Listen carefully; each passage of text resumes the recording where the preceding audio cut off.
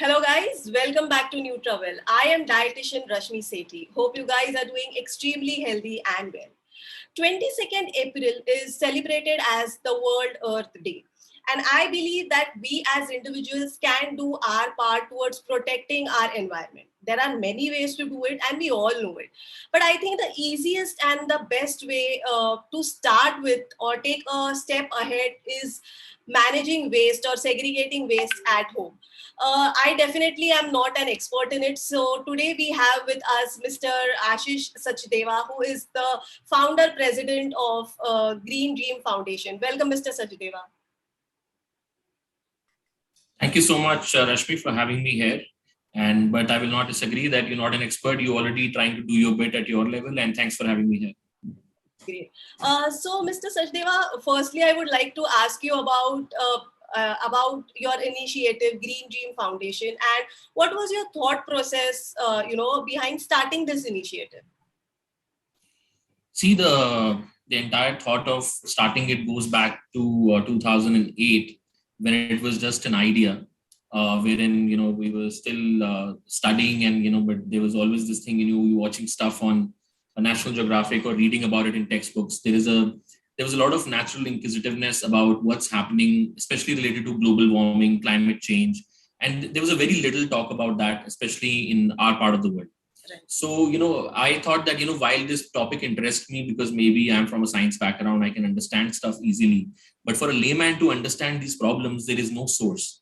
So we started with a very simple idea that, we'll utilize the social media platforms, we'll utilize blogging, will utilize talking to people, but in very simple words. So I'll not explain climate change or global warming in a scientific manner, but in a manner that you can relate to it. Right. Like if I tell you that if your home was on an island 20 years ago, it may not even exist as of today. That's when you can relate to things better. So that's the approach we started it with.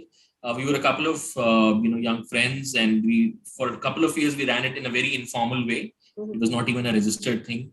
But in 2011, we decided that we want to go out and do this thing properly, and especially our idea was engaging the young minds, the kids, the youth, because we believe that if they can bring in the change, then everyone else is going to follow.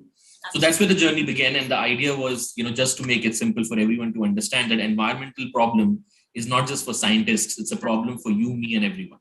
Absolutely, rightly said, because there are big terms, there are big words coming up on internet, but common people cannot directly relate to it. And even though they know the importance of it, but until and unless you tell them in simple words, I think, as you rightly said, relating to it becomes very difficult. So, Mr. Sachdeva, can you help us by telling how important is waste? I mean, doing waste management for our environment, and what are the impacts if not done rightly? See, waste is something that we all are surrounded by, and we generate it every day.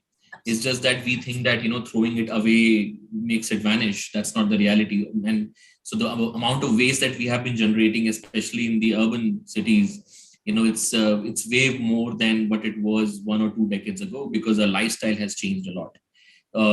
There's a lot of single-use consumption.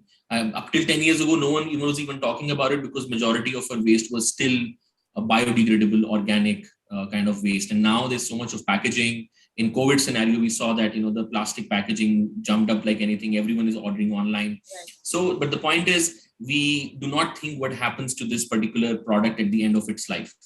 So if waste management is not done well, the very simple answer is, you will be welcomed into cities by mountains, but these will be mountains of trash. Right. So for those of you who are fans, who are in Delhi NCR, and we're surrounded by landfills on all the 4 sides, and that's not limited to Delhi. That's for every urban city now. When there is a landfill which is not managed well, because all the waste which is mixed is being sent there, and which is creating threats for air, land, and water. And I can't even explain. And every other day, these landfills catch fire. They are contributing to climate change significantly. They're polluting our land and water, in a proportion that I can't even explain in this short span of time. So I think people need to understand that waste management, is not a option anymore. It is something that we all have to make a part of our lifestyle. Right. If we really want some beautiful landscapes and clean air to breathe and clean water to drink for our upcoming generations. Absolutely. Uh, how important it is to segregate or manage waste at the source level, because there is that is the point where I think it begins, and it may become easy for people or initiatives like Green Dream Foundation, wherein till the time the waste products reach you, I think it is very important if that they should be in a good condition so that it can be properly recycled. So how important it is to segregate it at the source level? See, segregation of waste at source is actually the most important thing when it comes to achieving sustainable waste management. In fact, the Swachh Bharat mission, which is the flagship initiative for driving waste management initiatives in a country, its 2.0 version was launched recently. And the key theme of that initiative is segregation of waste at source, because it has been understood by municipal corporations, urban local bodies, that the biggest of the technologies that you deploy to recycle waste are going to fail if you do not have access to segregated waste. Right. If, let's say there's an industry for recycling plastic, then there could be another industry for recycling paper or cardboard. But if they get all of it mixed, then how do they separate out the material that they want to recycle? Because it's not going to be cost efficient altogether. Right. And that is the entire reason why all your mixed waste is destined to go to the landfills.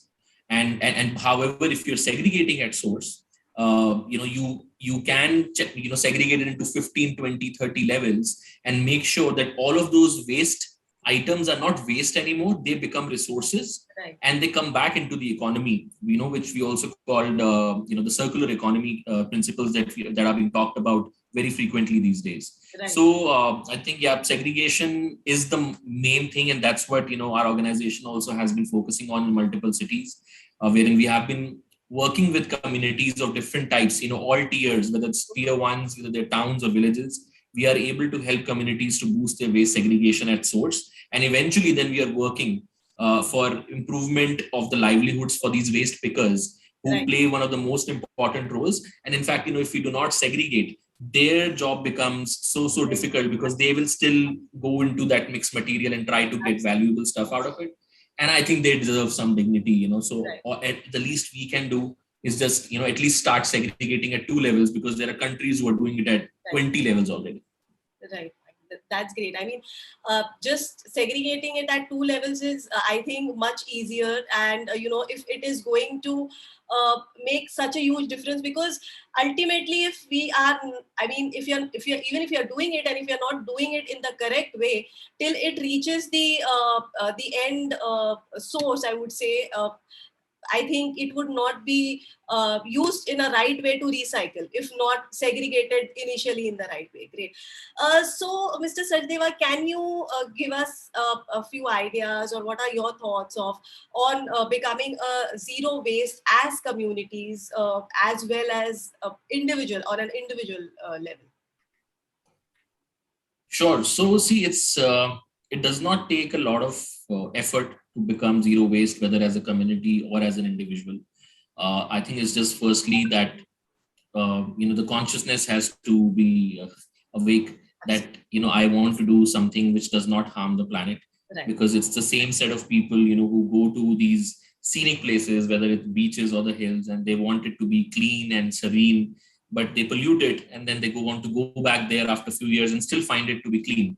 So that's a wrong expectation to have. If we have to keep our surroundings clean and beautiful, we will have to put in efforts, and we can't complain or just criticize the government for everything. It's not the government that has brought biggest of the changes in the world. It's the people, it's the communities who ask for it, right? Like just within our country itself, you can see there's some cities like Indore or Chandigarh, where citizens are very aware about that they should not be littering and they have to keep their surroundings clean. Versus there could be cities where people litter, where there's trash everywhere, and such cities lose out on so much that they don't even understand. So coming back to your point, what are the initiatives that can be taken? I'll give you a couple of simple tips that we are able to implement in places like Delhi, NCR, Hisar, Chandigarh, a lot of other places where we are working. Is number one, your wet waste should not be considered as waste. It should be coming back into on this planet as compost. It's a very high quality compost that can be used in your gardens. If you do not have space to do it at home, because a lot of times we're living in households with no balconies and stuff. So you can then communities have to come together and say that okay, we'll allocate a common area within the society, or or near the complex, wherein all our wet waste will be used for composting. The point is, composting is a very simple process, but it is an art. It's not that whether you put wet waste there and it'll turn into compost overnight. It is an art. It is a science. And but even if you follow the typical aerobic traditional methods, you will end up getting good quality compost. So you don't have to buy compost from outside, which you're currently paying for. Secondly, your wet waste does not go to landfill. Secondly, all your segregated waste. So anything apart from wet waste, all your kitchen waste, everything apart from that, which I call it dry waste. Now, dry waste has a lot of other material, right? There's plastic, there's paper, there's cardboard, there's metal, there is electronics, everything. There is a system to recycle it properly, especially in the tier 1 cities, if I have to say. We are still in the process of setting up such processes in tier 2 cities as well, wherein we collect all of that. So what people do is, you will not believe the kind of segregation some people do that are associated with us. They will, like, let's say after you use the milk packet, they will rinse it, they will dry it, and they'll store it. And that's the level of effort they take, because we guarantee them that our waste collector will come to your doorstep. He'll take it from you on a weekly basis. You keep it clean, and we will give you the visibility that it is sent for recycling. So, that's what changes the game. So all your wet waste, has been made into compost that is visible to you. Right. And for the remaining items, organizations like us exist to give you that visibility, that we will conduct collection from your doorstep. So that's very important. We have to offer convenience to the consumer. Absolutely. Consumer goes for things which are convenient. Like, if I tell them that, let's say, if you live in a Punjabi Bagh and you have to drop it to, South Extension, they'll be like, I can't do that. I don't have time. And so it is something which has to be available to me at my doorstep. So that's what we have tried to achieve. It took some time, but what we have done is we have involved a big force of waste collectors along with us. Okay. And hence we are able to do these collections in various cities now. So people reach out to us. We tell them we will collect it from you on a weekly basis. And we motivate them that if you are the only one doing it in your complex, please motivate more people. And if you want us to come over there, conduct awareness sessions or awareness dialogues, we will do that as well. Like, for example, you today are, through this talk, the purpose is generating awareness. So I'm sure all your followers watch this and think that this is a very simple thing I can do, right? I don't have to talk big things. I don't have to do anything, out of the way. I can just compost, and rest everything will be picked up from me for my recycling, right? So it's as simple as that. Yeah, great. I mean, that is very important, because nowadays, people are busy in their, hectic schedules and have a lot of stress already. And then if you tell them to, drop it at your place or at a certain place, they definitely, it may not be possible for them. So this is a very great initiative wherein, we do not, people who really want to do it, we do not give them a chance. I mean, you have all the solutions ready for them, and they just have to do is segregate it. As you rightly mentioned, Mr. Sachdeva, that there are few people who even wash the milk bags and they keep it. So do you, before collecting or doing such drives, educate them that this is the right way, or if they do it in such a way, it will be more beneficial? Definitely, we do that, and we do that through a variety of awareness campaigns. A lot of times it's door to door. Then there is, in times of COVID, it was all online communication. Right. We utilized WhatsApp. We conducted a series of webinars during COVID. But sensitization is very, very important. The good thing is a lot of time residents are themselves aware, because in today's times, when there are campaigns on waste management and littering coming on mainstream media, television, right, you understand that the awareness has already reached a certain level. However, not to deny that only 10% of the lot still is someone who's conscious and wants to, go that extra mile. The remaining 90% still needs to be reminded again and again and pushed in different, through different methods. Right. And I'll say, awareness dialogues go a long way, but one-time awareness does not help. Absolutely. Like, you have to remind them consistently, right? Because if I tell them, it's about changing a habit, and changing a habit is not easy, right? Yes. So it was never our habit to segregate waste at source. For us, it was just one trash bin and everything used to go in there. And all of a sudden now we're asking people to segregate it. They are being charged user fees. They have to go and drop it into a vehicle. So let's understand that we as Indians are going through a cultural transition. Absolutely. And but the more things we make convenient for them, I think people are also conscious. They also want their surroundings to be clean, because when they go to other countries, whether Europe or Singapore, they themselves become so aware that they will not litter there because they find the place clean. Right. So now when such things are happening in our country, when there is a clean place, people think twice that should I litter or not.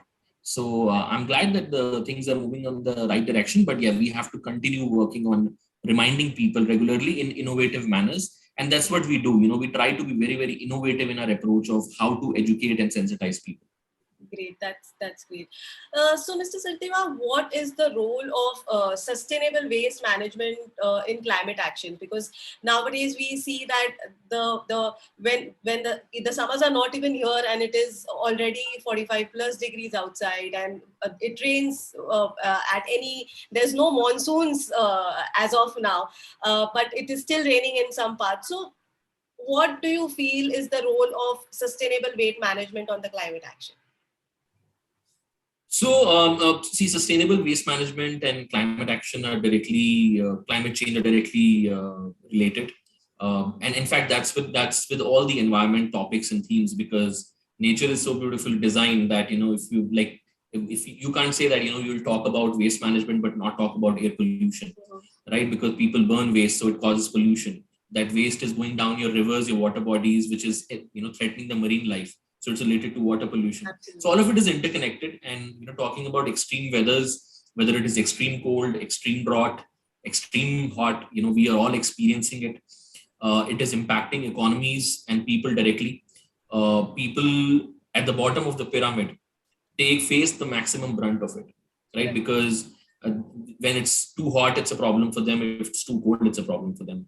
For us, plus minus 1 or 2 degrees does not matter, because we still have the resources around us. And that's where there's a concept of climate poverty as well, which has come up recently, wherein the poverty levels are rising because of the climate change. So I think we as a country have a huge job at our hands, and I think a lot of steps are being taken. Yes. Now, talking about how it impacts directly, I'll give you a very simple couple of examples that can help people relate. Right. We were talking about composting just now. Now, the point is, if you do not compost that waste, and if you end up sending it to a landfill, all it releases is the greenhouse gases like methane and carbon dioxide, which contributes directly to climate change. So, which means if you're not sending your wet waste to the landfill, you are diverting a good amount of methane gases. And when it happens as a community, as a city, or as a state, then it's a huge achievement to be having. And a lot of cities have achieved such initiatives in different parts of the country. Right. Secondly, what happens is, let's understand that the resources on our planet are limited, and just out of these resources we make, so like plastic comes from oil and paper is coming from trees, so it's coming from all fresh virgin resources. Now the point is, with increasing population and our rising needs, the resources are limited. Right. And the consumption is on the rise, and our single-use culture is already threatening the planet. So, however, when all of this waste goes to the landfill, even the recyclable would not be recycled. I have used this statement in a couple of other talks also. Just because something is recyclable does not mean it will be recycled. Right. Because if you did not segregate it, like like a lot of times it's a feel-good factor. Oh, I bought this bottle. At the back it says this will be recycled, or it has been made from recycled material. But the point is, do you have visibility? Are you sure about it, or is it just a greenwash?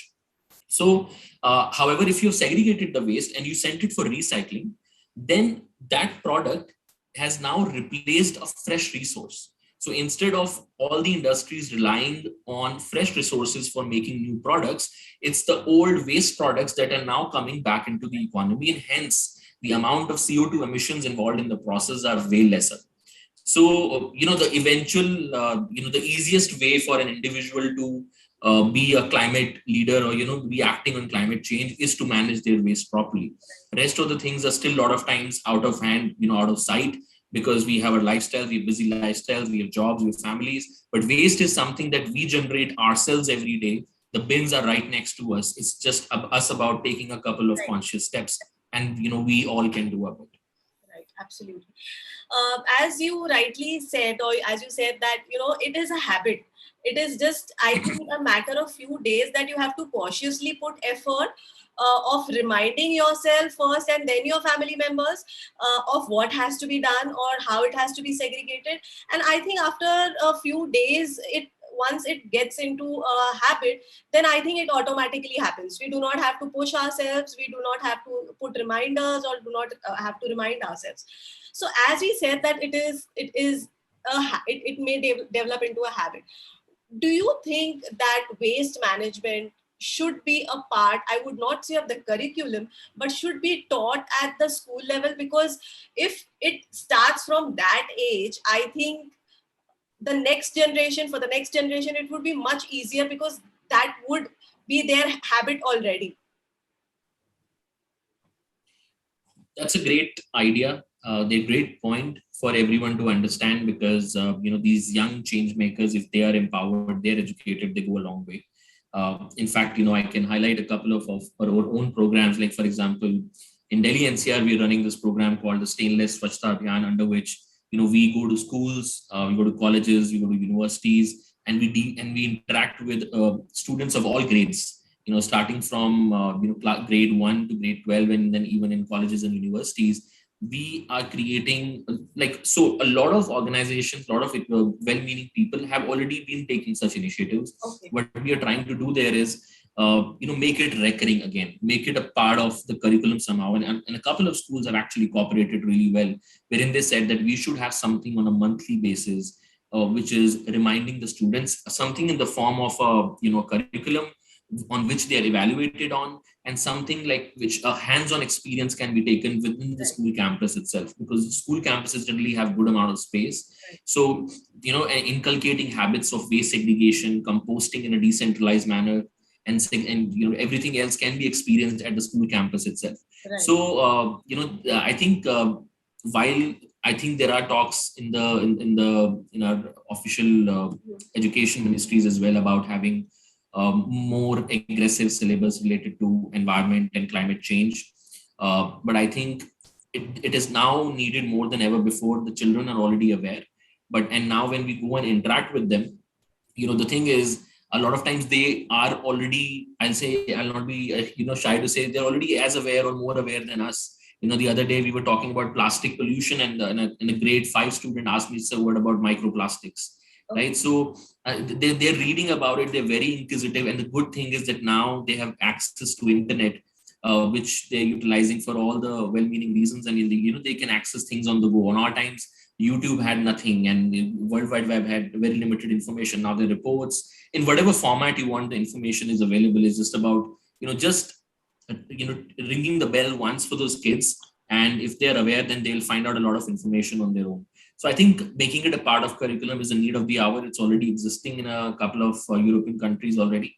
And in fact, there is a school in Bali, I think it's called the Green School. I'm forgetting the name. There's a school in Bali in Indonesia, which completely, I think, it's the Green School Bali. And they are completely based on this concept of non-typical, non-traditional education, where students are living in a green building, which is made from bamboos, and they do everything on their own. They are taught about green living.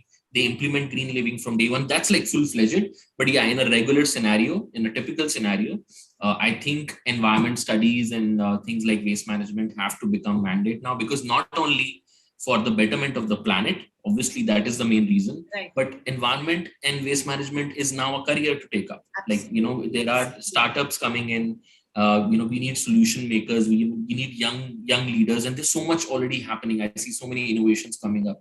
So I think the youth has already utilized or understood the potential, and now for the future generations, we have opened up a new stream altogether, apart from being engineers or doctors. Right. A very, I think, a very good stream, because as you said that if schools like the ones you said which are in Bali, I think children at the right age, they understand the importance, and they also get to know what interests them better. They because they are young minds, I think they can give us better solutions, more innovative solutions, which can definitely help us.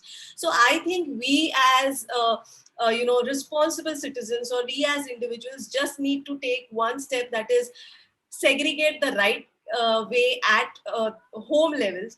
And I think there are teams like Green Foundation and others who are doing the rest of the bit, which needs to be done to protect the environment. So thank you so much, Mr. Sachdeva. I think it was very, very brief, but very, you give us very important and simple points, which I think all of us can easily do at home, like the compost we can do with the wet waste. Yes, the right way it has to be done, but we can at least try. And I think once we try, we get a lot of solutions on YouTube and on the internet nowadays, so we can use that. So thank you so much, Mr. Sachdeva. In case if anybody of you all have any questions for Mr. Sachdeva, I'll give all his details in the section below. And if you have any questions, you can always put it in the comment section below, and we will be happy to answer them. Thank you so much, Mr. Sachdeva. It was a pleasure talking to you. Yeah, thank you so much, Rashmi. It's I am always happy to share whatever little knowledge that I carry. But kudos to you for creating such a platform and making sure that such an important message goes out to a bigger audience on this important day, Earth Day. And I look forward to staying connected. If there are any questions from your side or from your followers, I'm guessing there would be, because people who become aware would want to know what to do, how to do. Right. So let's we're more than happy to guide them along with you. And even if we can help a couple of people bring that change, I think this session will be counted successful. Absolutely. Thank you so much, sir. Thank you. My pleasure. Thank you so much.